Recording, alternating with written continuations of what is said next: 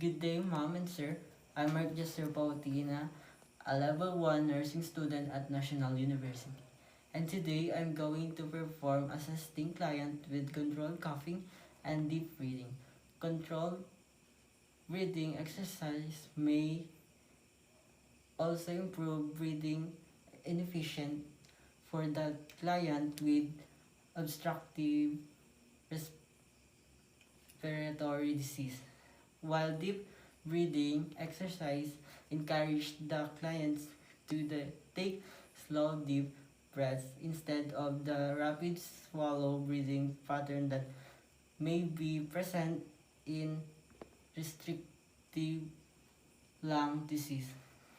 And in those who are anxious, the purpose of the assessment is to facilitate removal of secretion in the alveoli and enhances normal respiratory functions.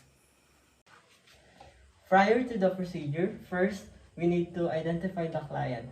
This is to build rapport. Good day, ma'am.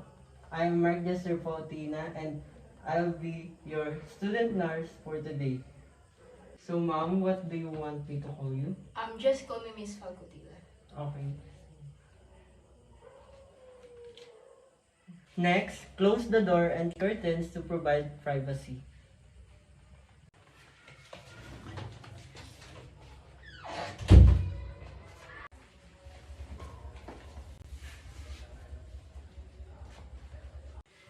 Is it okay with you, ma'am, if I proceed to the assessment? Yes.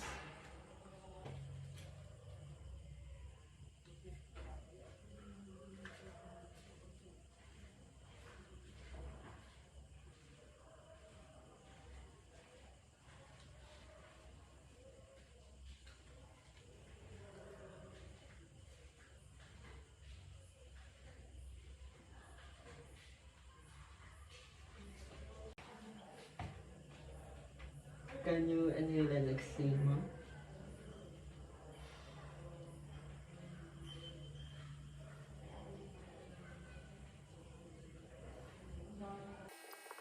Wash your hands.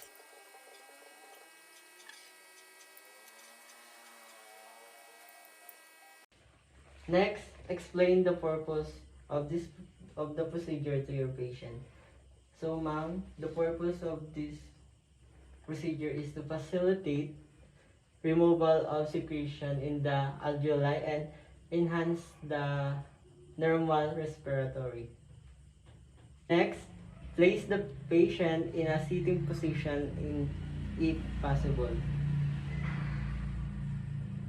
So next, split the chest and abdomen with pillow if necessary. Have the patient deep breath for 3 times. After the third deep breath, have the patient inspire and hold the breath 3 seconds.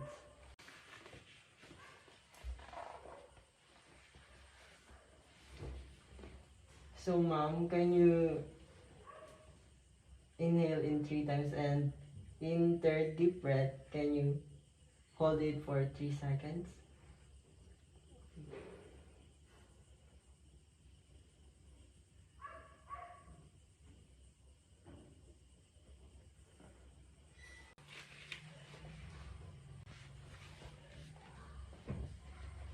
So next, have the patient expire purposefully against the closed glottis and then release the air abruptly while flexing forward.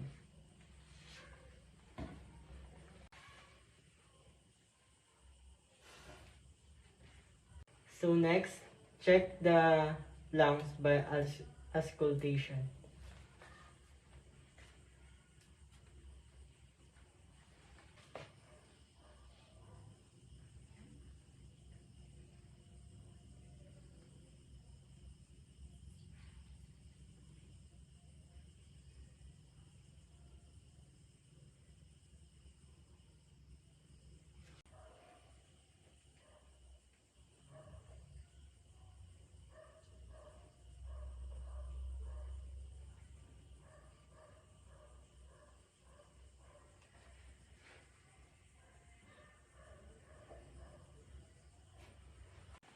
So next, offer oral hygiene.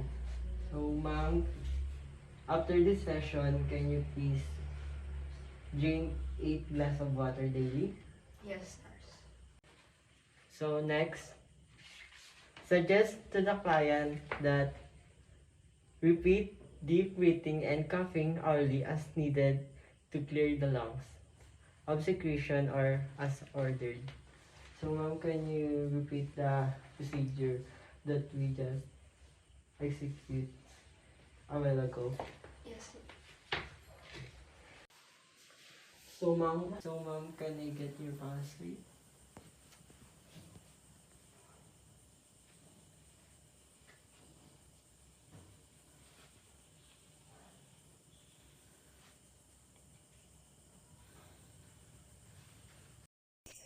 So this is our the evaluation.